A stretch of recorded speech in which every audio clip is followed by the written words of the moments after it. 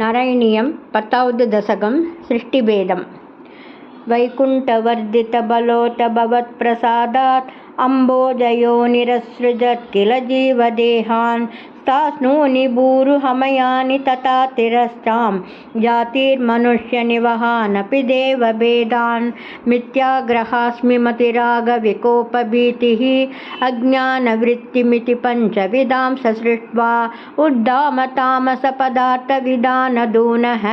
तेने त्वदीयचरणस्मरणं विशुद्ध्यै तावत् ससर्ज मनसा सनकं सनन्दं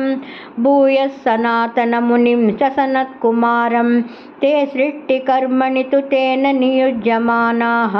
त्वत्पादभक्तिरसिका जगुहुर्नवाणीं तावत् प्रकोपमुदितं प्रतिरुन्दतोऽस्य भ्रूमध्यतो जनिमृडो भवदेकदेशः नामानि मे कुरु पदानि च हा विरिञ्च इत्यादौ रुरोध किल तेन स रुद्रनामा एकादशाह्वयतया च विभिन्नरूपं रुद्रं विदाय दयिता वनिताश्च दत्त्वा तावन्त्यदत्त च पदानि भवत्प्रणुन्नः प्राह प्रजाविरचनाय च सादरं तं रुद्राभिसृष्टभयदाकृतिरुद्रसङ्ग सम्पूर्यमाणभुवनत्रयभीतचेताः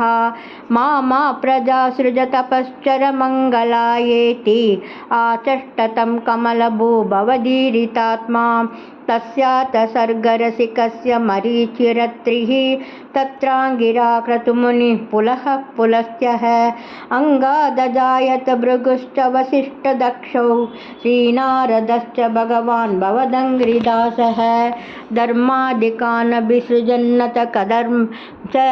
वाणीं विदाय विधिरङ्गजसङ्कुलोऽभूत् त्वद्बोधितौ सनकदक्षमुखैस्तनूजैः उद्बोधितश्च विरराम तमो विमुञ्चन् वेदान् पुराणनिवहानपि सर्वविद्या कुर्वन्निजाननगणात् चतुराननोऽसौ पुत्रेषु देषु विनीताय ससर्गवृद्धिम्